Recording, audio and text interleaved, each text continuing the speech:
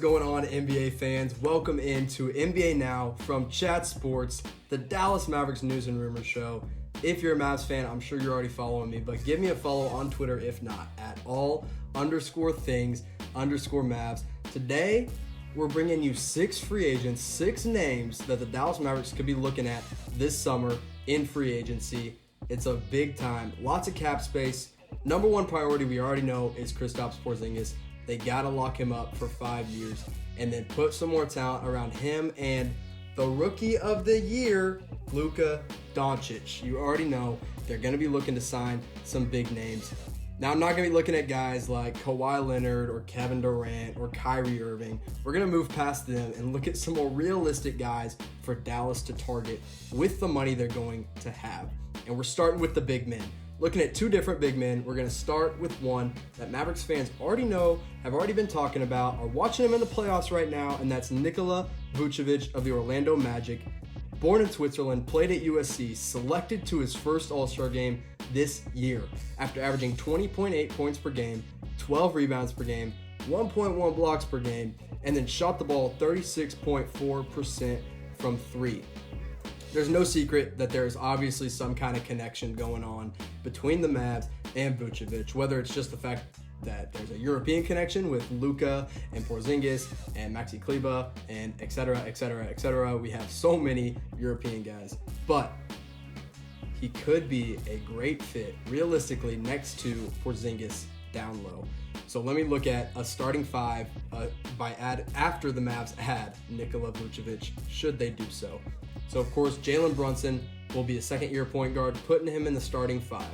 And then next to him, Luka Doncic, and then Dorian Finney-Smith at the 3, who the Mavs would have to re-sign because he is a restricted free agent. You put Porzingis at the 4, and then Vucevic, the all-star center, at the 5 position. So what this does is it allows Porzingis to play his natural power forward position and play it comfortably too, because Vucevic is a really, really good center in the NBA today. It all depends on what his contract is going to look like, which we'll dive into after I look at Julius Randle. Of course, Julius Randle here has been connected to the Mavs for some time. He's from Plano, Texas, went to Prestonwood Christian Academy. Now he's with the New Orleans Pelicans. He has a player option this summer for $9 million, so you got to keep that in mind, whether he opts in or opts out.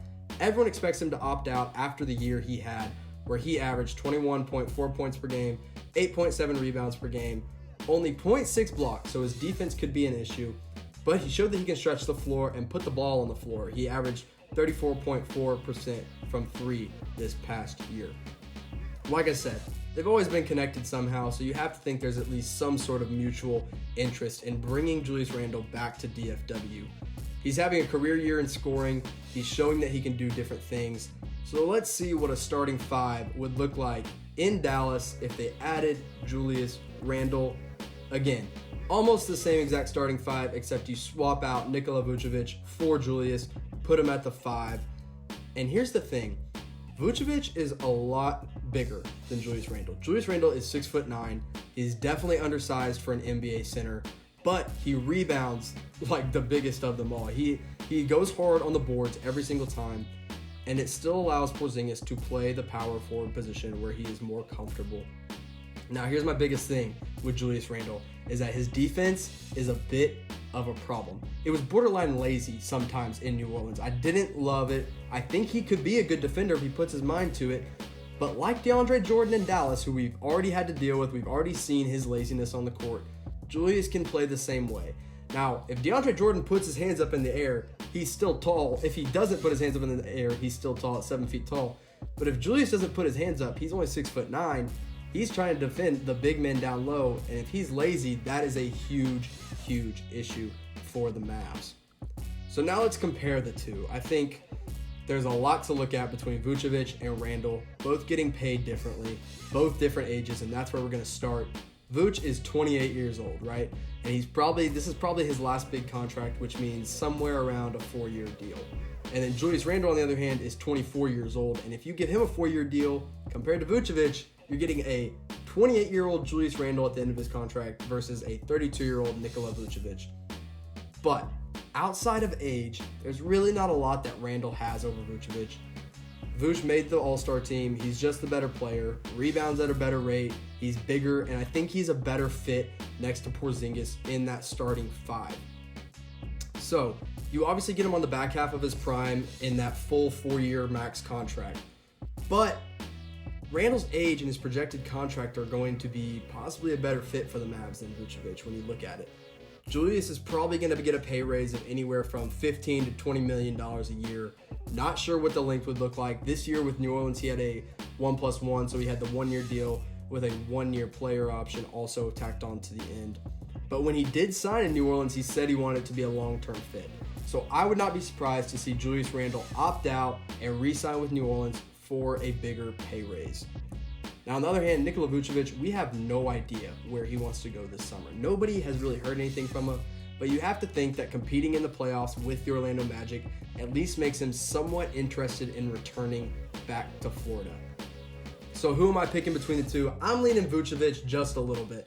Obviously the better player, obviously going to get paid more, and that's the only reason I'm a little hesitant. But maybe this performance in the playoffs where he's showing that he's struggling against really good NBA defensive centers like Marc Gasol could lower his pay raise and put him at the right price for the Dallas Mavericks this summer. Like I said, I'm picking Vooch over Randle. Not the only two options at the 5 position, but two of the most prominent options. But who would you rather have? Which big of these two would you rather have? If it's Julius Randle, the hometown kid, type J in the comment section below. If it's Nikola Vucevic, another European, type in the comment section below. So now we're going to shift from the big men to the wings that Dallas could target this summer. And we're starting with Bojan Bogdanovic of the Indiana Pacers.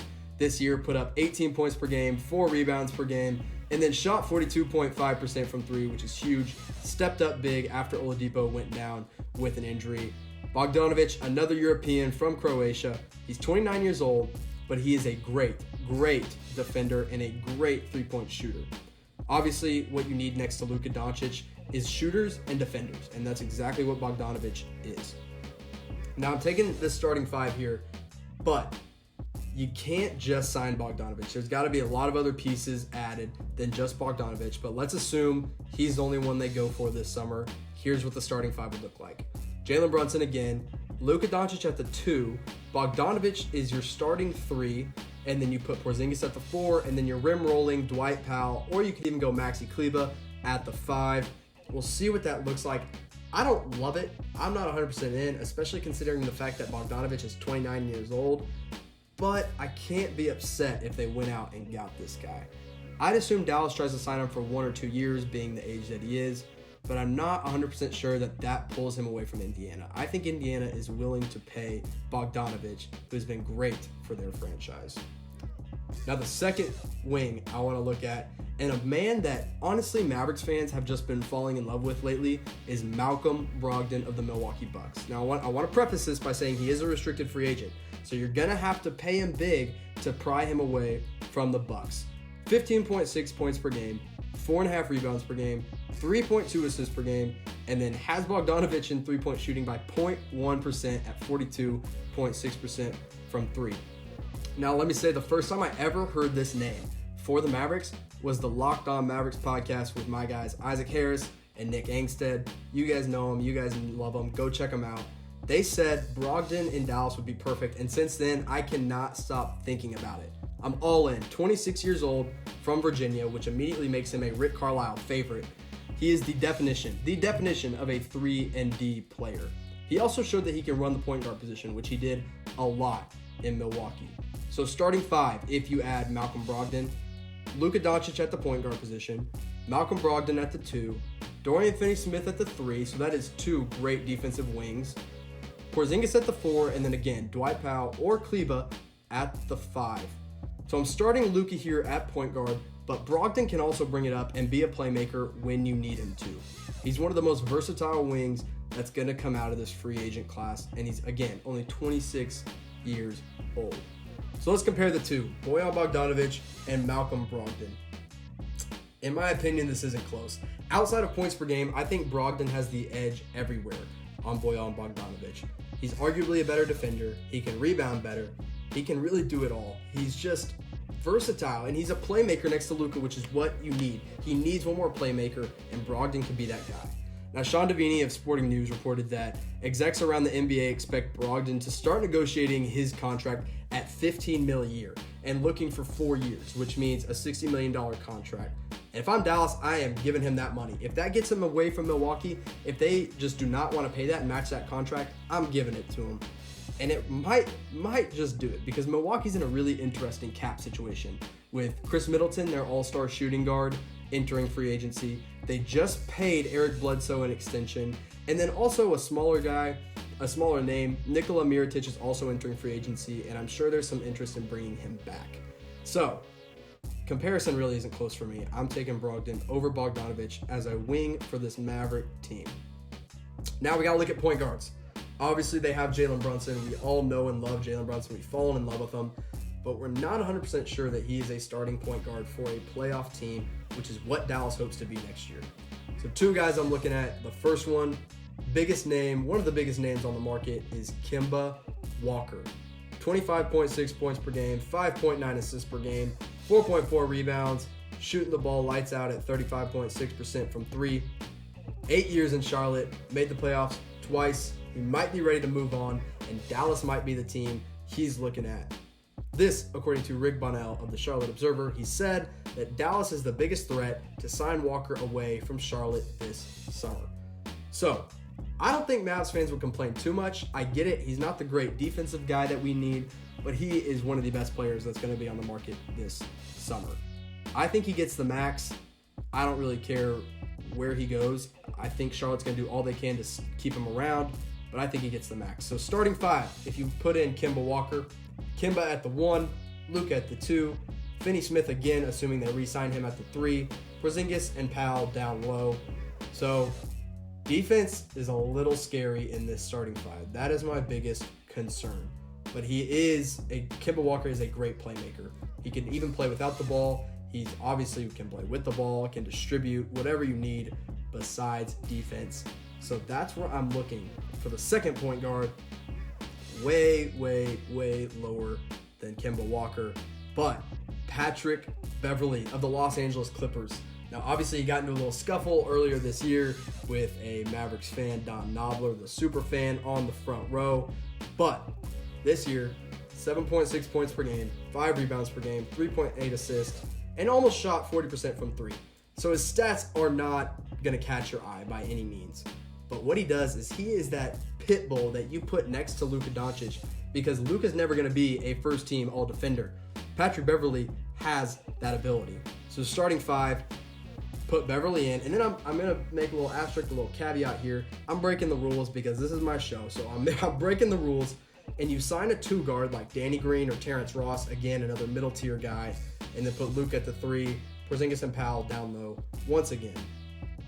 Now, if you walk away with Terrence Ross or Danny Green and Patrick Beverley, I think that is a win for Dallas. If they walk away with just Patrick Beverley this summer, that is a huge L. I don't think anyone would say that's a great move by Dallas. Just signing Patrick Beverley, that's a great move. So now let's compare the two. Obviously, Kemba Walker is the better player. He's made the All-Star team. He started on the All-Star team. There's no question that he is better than Patrick Beverley.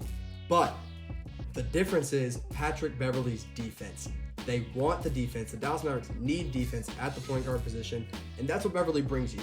He's older, but he's going to be getting paid a lot less than Kemba Walker. I don't know what Beverly's going to get paid. I would assume double-digit money from $10 to $12 million maybe. Again, I believe, will be 31 this summer, so it could be a 2-year deal. Kemba Walker, you're looking at the max, and I'm not sure the Dallas Mavericks want to pay a guy that can't play defense the max. Here's my thing. If the Mavs walk away with Kemba Walker, that is a win, okay? They haven't been able to lure the big fish. Kemba Walker would be a big fish, a big name in Dallas next to Luka Doncic. But also, if you get Patrick Beverley, that allows a lot more flexibility for the Mavs to go out and make another move for a 2-guard, maybe a wing, maybe even a center. You could sign Beverley plus Julius Randle plus Vucevic if it's less than the max. Who knows? I like both of these. I would be okay. I'd be happy with Kemba Walker as a max player. I'd be happy with Patrick Beverley plus someone That's the caveat. You got to add someone if you get Beverley as well. So you've seen my 6 names. Let me recap for you the 2 bigs that we could see Dallas target, Nikola Vucevic and Julius Randle. Again, I'm leaning Vucevic on that one. And then Bojan Bogdanovic and Malcolm Brogdon at the wings. Again, Brogdon is by far and away my favorite between those 2. And then Kemba Walker and Patrick Beverley as the point guards Dallas could target. I'm split on Beverley and Walker. Beverley for less, Walker a potential star player, absolutely. But I want you to weigh in. I want you to tell me who you want to see Dallas target this summer. Whether it's one of the 6 guys I mentioned in this list, whether it's another guy out there. We obviously want to see them go after a guy like Kevin Durant. Don't know how realistic that is, but we can dream, right? Go Mavs, baby. So again, I want to thank you for tuning in to the Dallas Mavericks News and Rumors Show. Give me a follow at all_things_Mavs. Make sure you subscribe to Chat Sports on YouTube to check out all the latest and greatest NBA news, rumors, and content all summer long, all playoffs long. Thank you for tuning in once again, and I'll see y'all next time.